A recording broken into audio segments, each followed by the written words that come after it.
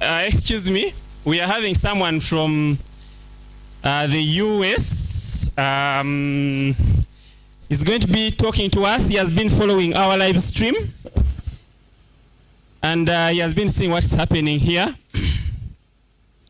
He is right now seeing us. Okay. Yes.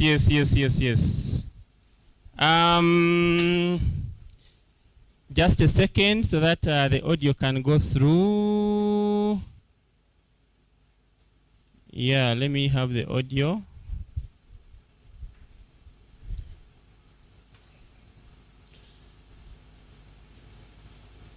Connect the audio in a second.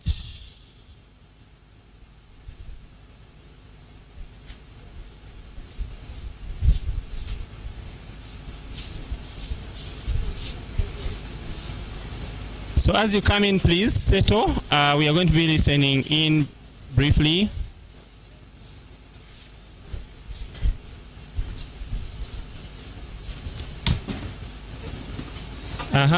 Jackson, pass something. Hello. Okay, try again. Okay. Hear you fine. Can you hear me? Okay.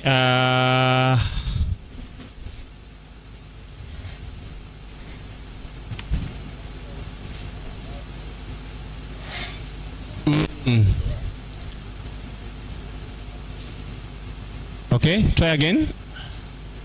Hello.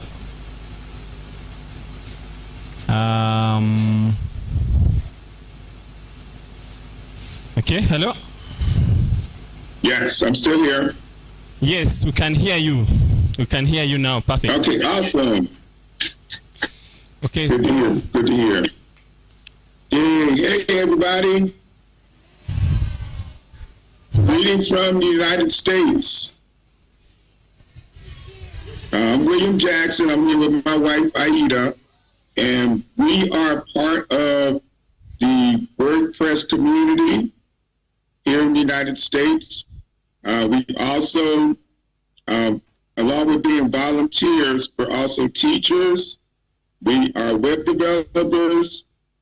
We do a lot of work in the metaverse with AI and VR. We also have been organizers at different WordCamps globally. We have not had a chance yet to get to Africa, but we do quite a bit of work in Africa as well. We are teachers in schools in Nigeria, Uganda, South Africa, and in Kenya as well. So it's a pleasure to be here just to talk to you briefly about our journey and the value and importance of WordPress and WordCamp. So far, we've attended from our start about 60 WordCamps. It's a wonderful community, as you probably already know.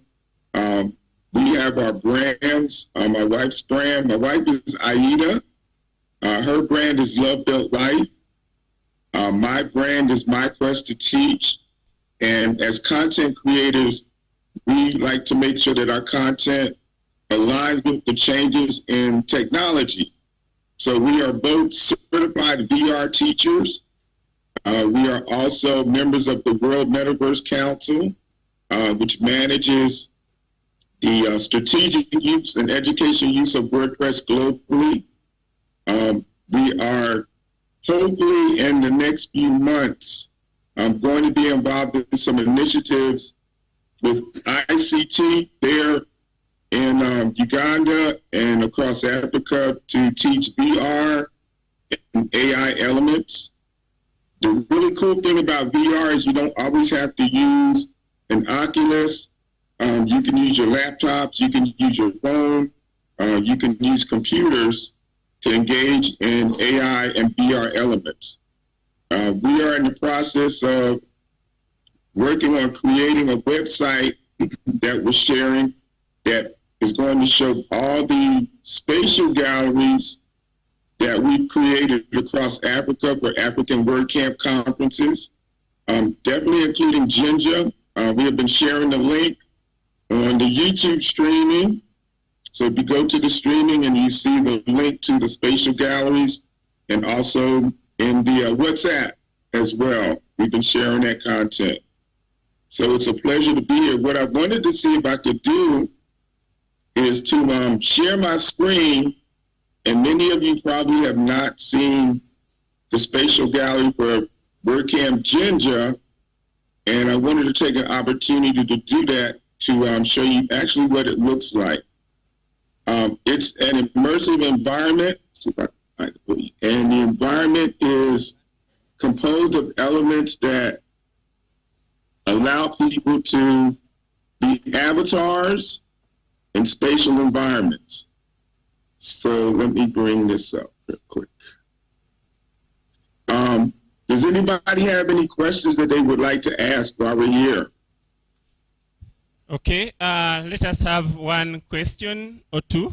So members, he is called William Jackson. He's an educator based in the US. I think he's a friend of Mr. Dumba here.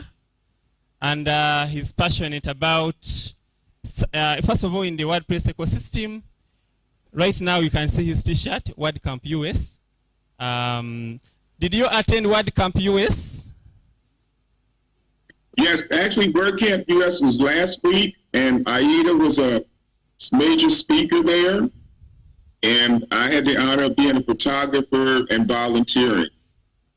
Okay. So it's our WordCamp US is our flagship WordCamp across the United States.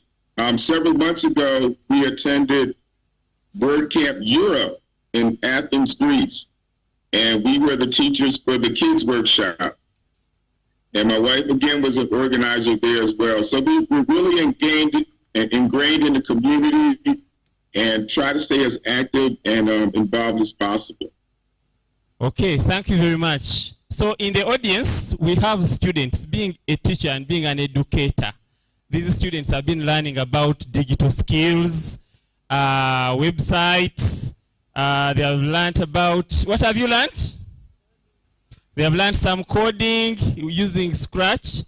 They have learned HTML.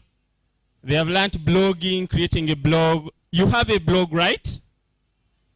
Yes, my blog is called My Quest to Teach. So what would you advise these children on how to use these digital platforms? So I want to take a few minutes to show you a next level of technology. These are spatial galleries. This one is specific to WordCamp Jinja. We've created several. Okay, can you see this okay? Yes. Okay, so starting off, the environment is virtual. And this is my avatar in the middle right here. So he was able to walk around, to look. And everything in this gallery is dedicated to WordCamp Jinja. All of this access here is created through a template, and it is free.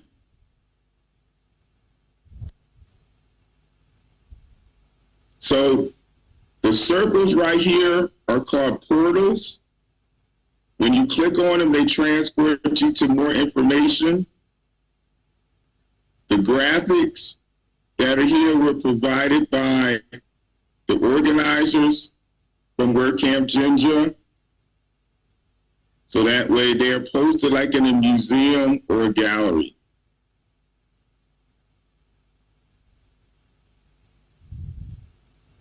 The reason that this is so helpful is that the galleries address accessibility issues too. So that way, if there are people that are that don't have the mobility to actually attend a WordCamp, they can attend a WordCamp using the spatial galleries that are here. So the information that's here is concise with what y'all are doing there in Jinja. Okay. This is exciting. So, which devices can we use to experience this spatial gallery very well? Only the browser, or we can also use some VR devices? So with this one, I believe it'll work. This portal, if I click on it, it's going to let me know that I'm leaving spatial, that I'm going to this address, which is a link to YouTube, and it'll open up YouTube. And this was one of the links for the streaming. And then people can watch that. So y'all should know this young man right here. Can you see the video? Yes, we can. Yeah, let me get one person here to ask you a question. Anyone who wants to ask William a question as we wrap up, you can just...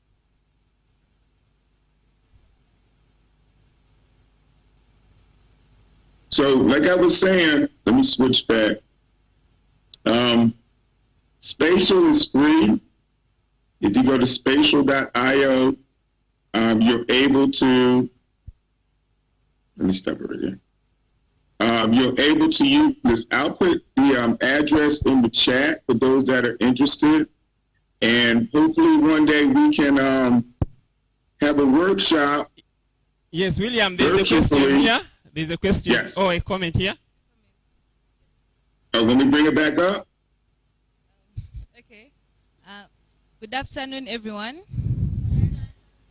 Okay, my name is Akelo Faith, and what I just wanted to give a comment on what we are having right now.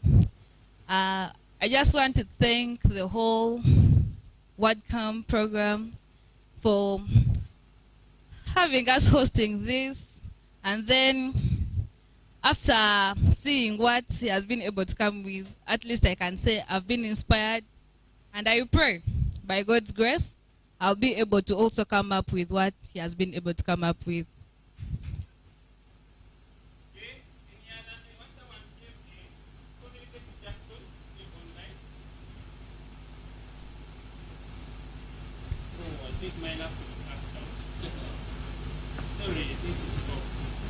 Okay, okay, so you will go and check out what called the spatial gallery for WordCamp Jinja. More photos are being added onto the gallery. The laptop went off. I can't reconnect him, and I think he wanted me to save time. So everything that happens, you do what? You thank God. Are we there? Everything works for the good of those who love the Lord. At this time, we are going to invite Joan Logose, who is going to take us further. Please use a few minutes because we shall be closing. 30 minutes. So by...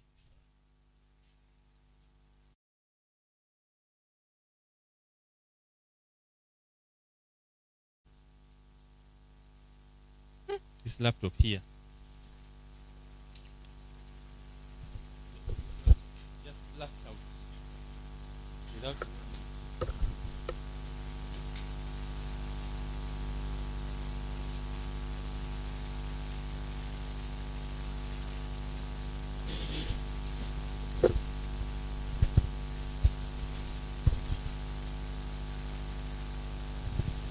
Good afternoon, everyone. My name is Joan Logose. I told you yesterday I'm from Butaleja. And I'm going to be taking you through this particular topic, coming e-commerce payments and shipping hurdles in emerging markets. And I'll be focusing on Africa because that's where I live and that's where most of us live. Before I even start, I should tell you my WordPress story. I've told it in other places, and I think you should also hear it. In 2014, I got a job as an ICT officer at a non-profit in Kampala, and I was told, because I used to use a platform called Dreamweaver to design websites. Then they brought in somebody to teach me how to do WordPress. And she spent about 30 minutes teaching me how to do WordPress. She taught me how to create posts, pages, how to log in. And between then and now, here I am speaking at a WordCamp. So everything that you've learned here at this WordCamp, if you're serious, some of you could actually be presenting at the next WordCamp if you're serious to improve your skills. And as we go on, you'll discover a little bit of what I know as we interact. We're going to be doing a small exercise just to get us into the mood for e-commerce payments and shipping in Africa.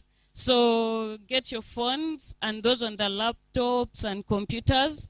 We are going to be doing a small exercise. We're going to do a small exercise. I'll give you time to get into all this. So log into this website here. Just go to this website, menti.com, and you could use the QR code. And once you get in, I need you to give me a thumbs up, a heart, or the cut. And I'll gauge from the reactions there how many people have gotten into the platform.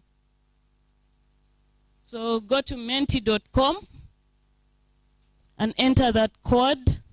Once you're in, give me a thumbs up. There is one thumbs up, or a heart, or the other emoji, one of them. We are, I think, more than 100 people here right now, so I need to see more before I move on to the next slide. Let's keep going. Those are only 3 people, 4, 5, 6. Let's keep going. Keep joining. Go to menti.com and enter that code.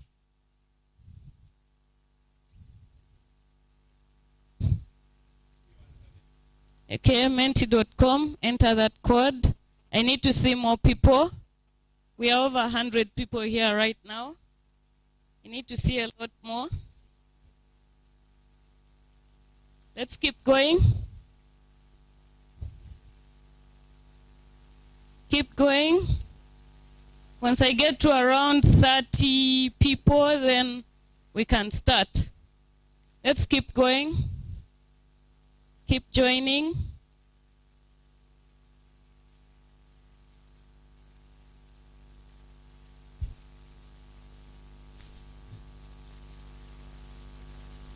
Okay, keep joining. I need to see more people.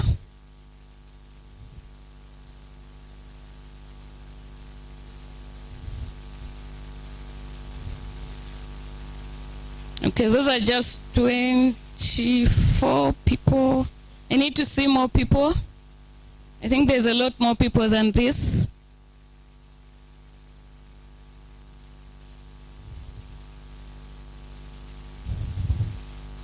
Okay, I think those are enough. The rest of you can continue joining, but I'm now going to move to the next slide. Now the questions I'm going to be asking you here will get us into whatever I'm going to be talking about. So I need you to describe WordCamp Jinja with one word. Just write one word to describe WordCamp Jinja.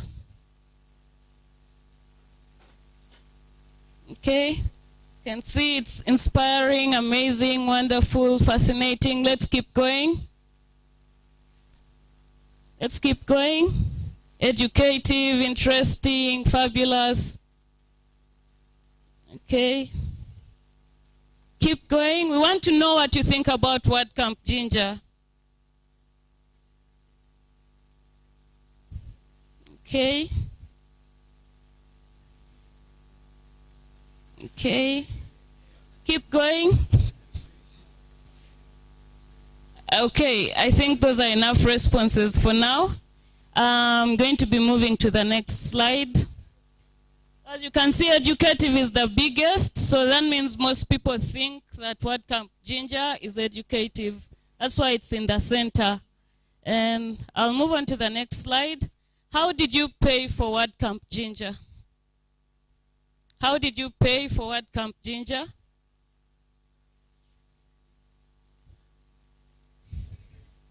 MTN mobile money, PayPal, MTN, okay, mobile money, my teacher, okay, sponsored speaker, okay, cash, cash, cash, cash. Cash is still the biggest. Okay, I'll move on to the next slide. I think that's enough feedback. Okay. When did you last pay for a water bill at a biller's office, like Umeme, National Water, DSTV? When did you last pay? I don't mean paying using MTN, mobile money or what, but walking to the office to pay a bill. Yeah. Okay. Okay. Okay. Okay. I think that's enough feedback for now. What do you use to pay these water bills? Or any bills, not only water bills, DSTV, water bills, Umeme, what do you use? Yeah. Okay, let's keep going. Okay.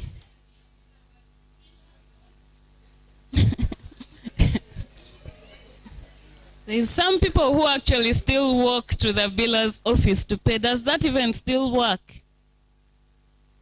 Okay. I think that's enough feedback for now. We can see that mobile money is the most popular payment option for bills in Uganda. What popular e-commerce platforms have you used in the past 1 year? Okay, let's keep going. Keep going.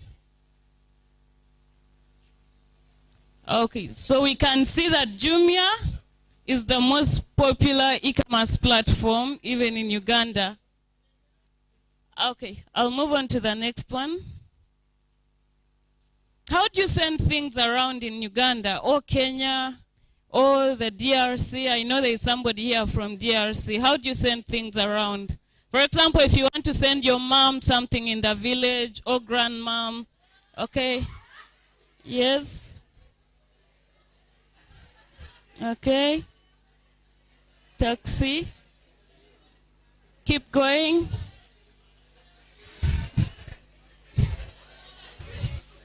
Okay, that's enough for now. I'll move on to the next one.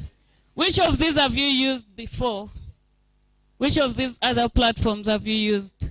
Because they exist in Uganda, East Africa, the whole of Africa.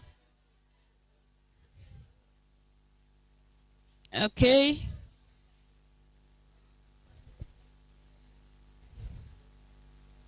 Okay, I'll now move on to the next one. Which of these payment gateways have you heard of? There's PesaPal, Flutterwave, DPO, iPay, PayPal, Stripe, Paystack, and others that I do not know about. Okay. Whoa. Okay. Okay, I think I have enough feedback. Of all these, iPay is actually the smallest in Uganda, but for some reason, most people have heard of it. Okay, so thank you very much. You will find out why I asked those questions as we go on with my presentation.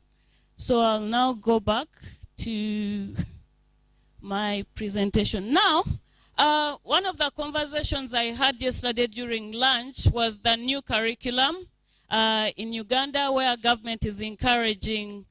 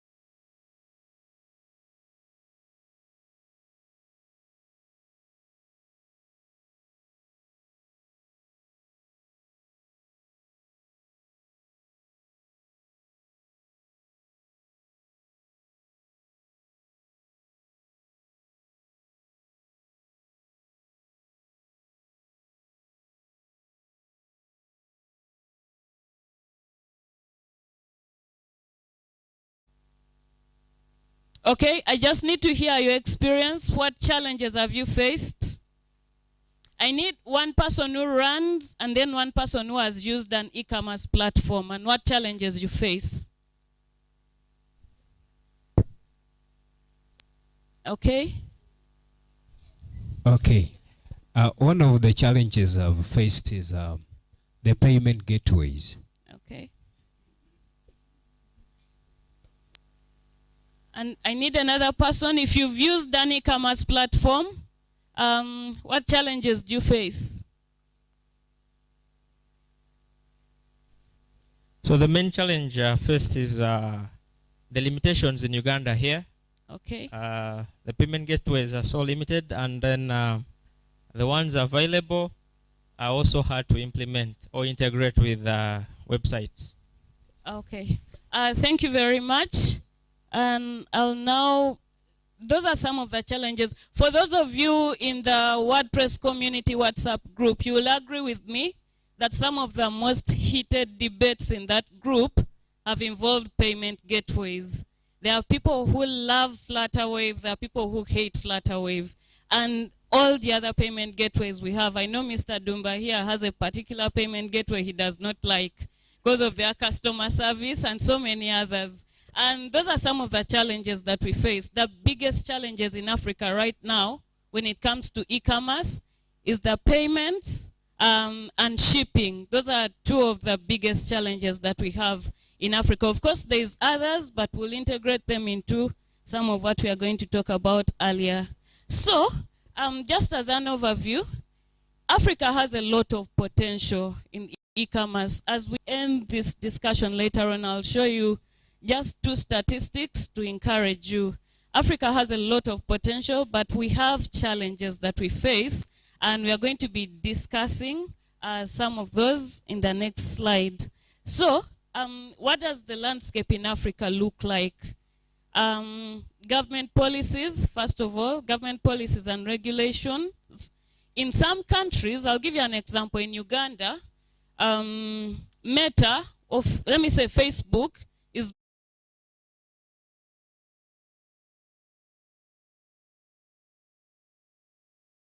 a few other countries where Facebook is blocked. But I also know a few other countries like Madagascar where Facebook is free. Why? Because their government discovered that there is a lot of business that is done on Facebook. And this is supposed to help the youth. It is supposed to help the people of Madagascar improve their lives. So what did the government do? They put legislation, they put a law where government is supposed to be, where Facebook is supposed to be free. So people in Madagascar do not pay for Facebook, it's free. While in Uganda, you're legally not supposed to be using Facebook. In Ethiopia, Facebook is blocked. Now that's just a simple example of government legislation that prevents people from doing e-commerce. But there's also a lot of other laws and regulations. If you've tried to withdraw money from PayPal, you will find out that in Uganda, it's not possible to withdraw money from PayPal to your bank account. I know that there's ways that people withdraw money, but it's the long route. Now because I do a lot of e-commerce integration, and I work with many organizations that do e-commerce integration, when we follow up, because we follow up and write to PayPal and ask them, how come we cannot withdraw money in Uganda? And they will tell you, it's not our fault, it's your government. So you'll find that in many African countries, there's that sort of thing where government has laws that prevent e-commerce from running smoothly. Then we also have fraud. There's a lot of fraud on e-commerce platforms. There's people laundering money. And it's one of the reasons why certain governments are very strict on e-commerce platforms. And when you talk to many payment gateways, whether in Africa or around the world, they will tell you that because of fraud, the compliance is very strict. And you'll find that many people in Africa do not like paperwork. Mr. Sebufu was recently telling us a story where he tried to apply for funding and he was being asked for a lot of paperwork. And many Ugandans, if you take them to paperwork, they give up. and yet some of these are supposed to be helping you to prevent things like fraud. Then, even our cultures and behaviors certain times prevent us from engaging in e-commerce activities. Somebody will tell you, I don't trust a Ugandan, I don't trust a Muganda, I don't trust a Munyankore, I don't trust an Itesot because of these reasons. So if they find out a platform is run by a particular tribe or a particular group of people, that is the time that they switch off immediately. So those also prevent us from doing that. Then there is lack of exposure. There's a lot of people who do not know that you can actually buy something online from the US, from China, from Nigeria, from South Africa, from Kenya, and it gets to you in Uganda without you ever going to those countries. There's a lot of people who do not know that, and yet it can actually be done in Africa. Then this is the biggest one, lack of trust. The e-commerce world is unknown to many people. It's a jungle out there. When you go and try to buy something online, I know that many people will go to an e-commerce platform, look at the products, but when it comes to paying, somebody says, but is this genuine? What if I enter my card details or my mobile money number and then my money disappears? What will happen? So that is lack of trust, and it's one of the biggest reasons why people do not trust e-commerce, not only in Africa, but world over. Some of the e-commerce platforms I run are mostly frequented by people in the first world, and sometimes they'll try to buy something and the payment is cancelled. When you follow up with a customer, they will tell you, my bank said they do not trust e-commerce platforms in Africa, and that's why they canceled the payment. So there's a lot of mistrust among the people that are frequenting e-commerce platforms. Then insufficient technical expertise.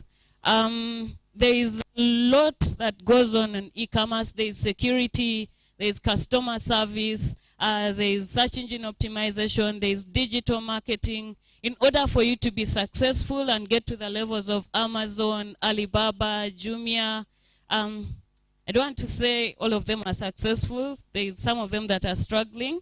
But for you to get to that level where everybody in a group of 100 people votes for Jumia as a platform that they've used, there is a lot that goes into that, and not many people have that technical expertise. So there is a gap there too. So that's how, in summary, that's how the African landscape looks like. But what can be done? Now, earlier on, I told you as we speak, I'll tell you why I asked some of the questions I asked.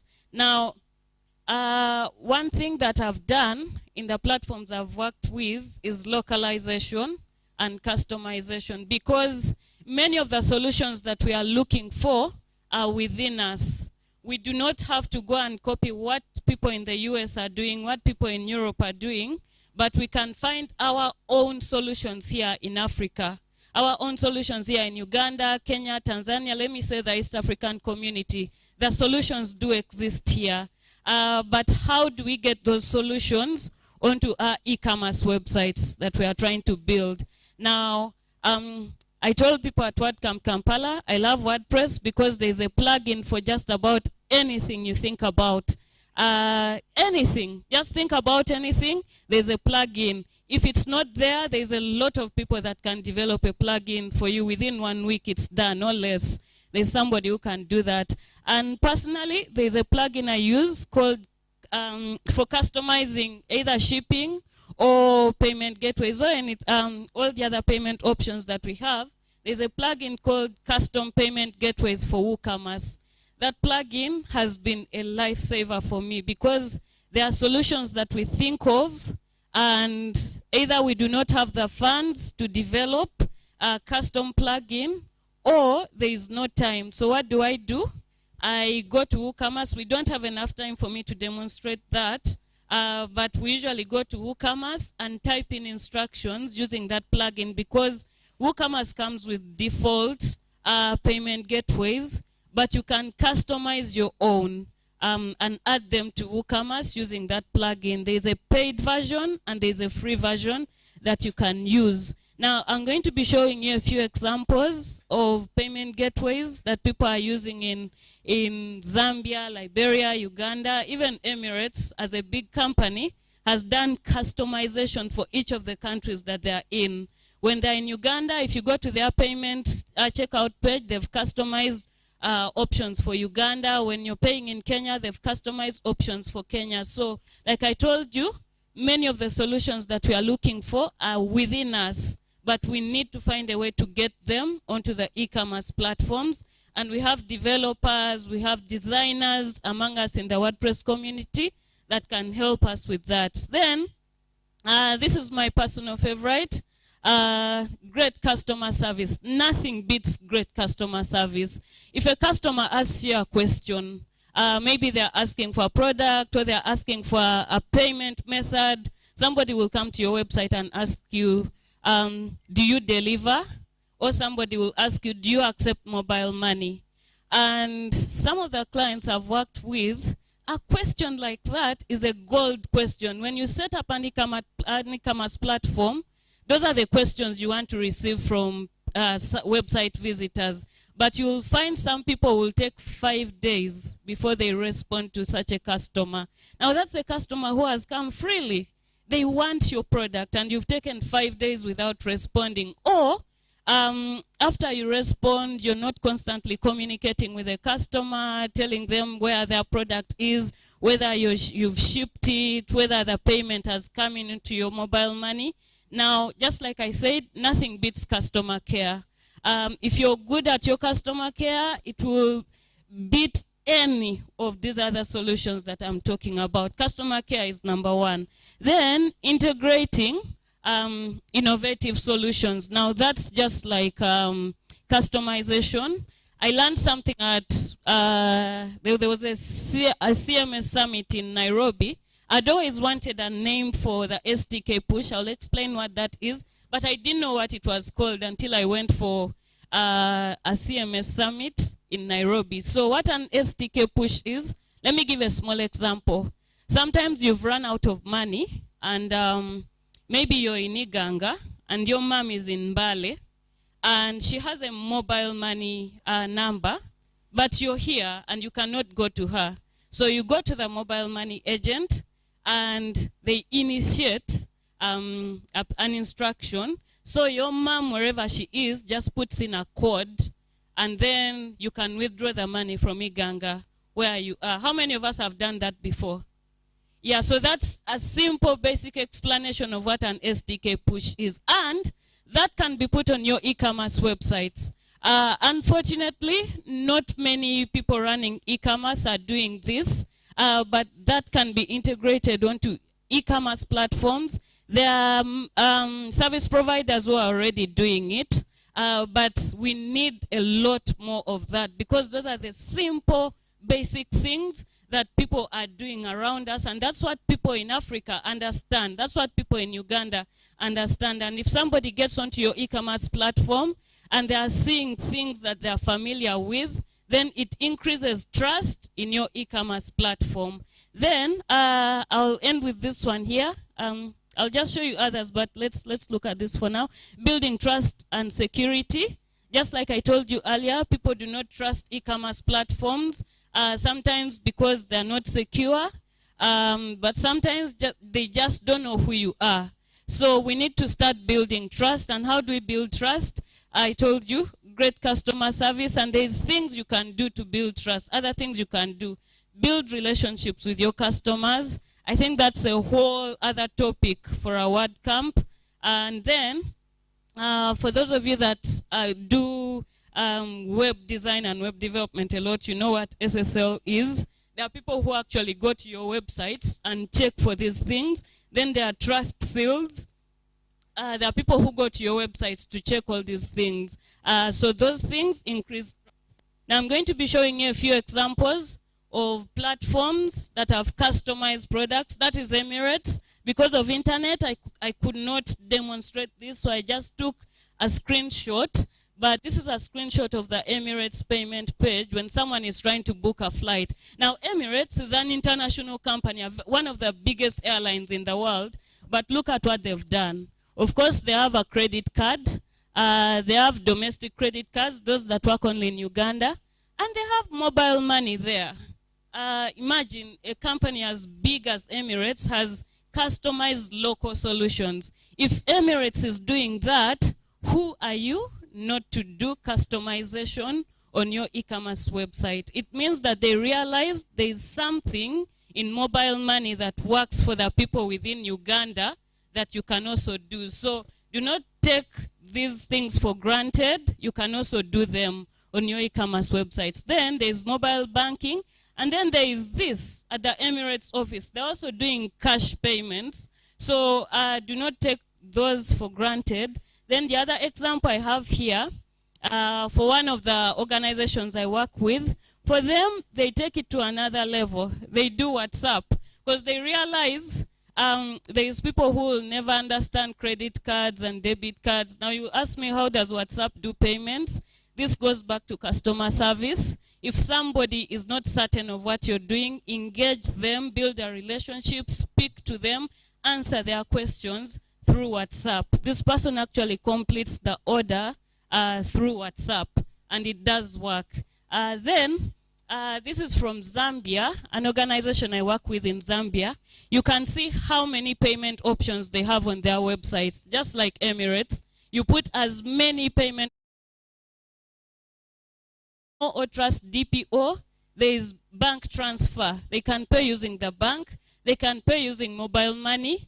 And there is this other one here, even World Remit. Because you might be customizing MTN mobile money or Airtel, but somebody in the US cannot pay using MTN mobile money. So what do? Give them an option that works for them. Do not let that money go. Because if somebody comes to your website and they go to the checkout page and they cannot see what works for them, they'll go to another website. But if they come to your website and all options are available for them to use for paying on your website, then they'll make that payment. This particular one is from Liberia. You can see for them they have check payments, they have cash on delivery, mobile money is a constant, they have Zoom, which is a PayPal service. Then they have this other option here. I think it works in Liberia. Then I'll go here. This particular one is Uganda. You can see that Uganda also has this particular website is in Uganda. They have Flutterwave. They have World Remit. They have mobile money. They have bank transfer. So you put as many options as you can. Do not limit yourself. If Emirates, a big company, is not limiting yourself, you have no reason to limit yourself. So put as many payment options as you can onto your website.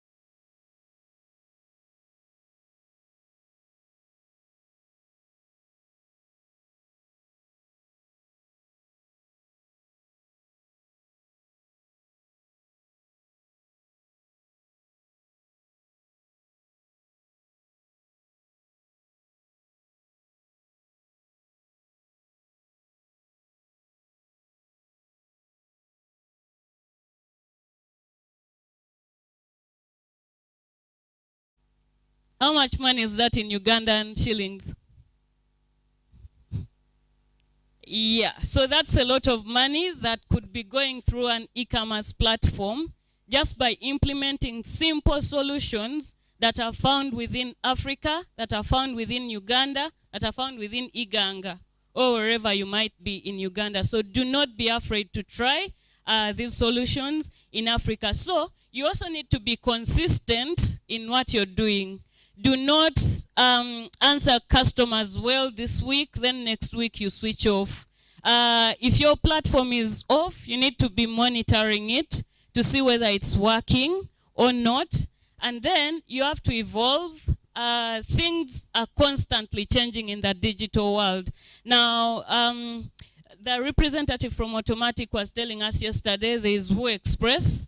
And I can tell you that that is something we need to be looking at. It has its advantages. I was looking it up yesterday. When it comes to performance and when it comes to your hosting, WooExpress, of course, it's a bit pricier than what we've been using, but it has its advantages. So you need to be studying what is going on. You need to be following what's going on so that you can constantly evolve. You need to know what are people in Uganda using for payments right now? What are people in Uganda using for delivering things? What is the safest bus to use for me to deliver things from Mbale or to Iganga or wherever you might be wanting to deliver? So you need to be constantly evolving. Do not get stuck in one place. Then, I particularly like this one, social commerce, influencer marketing, that was mentioned earlier on during branding. And my personal favorite is chat commerce. Now, you notice that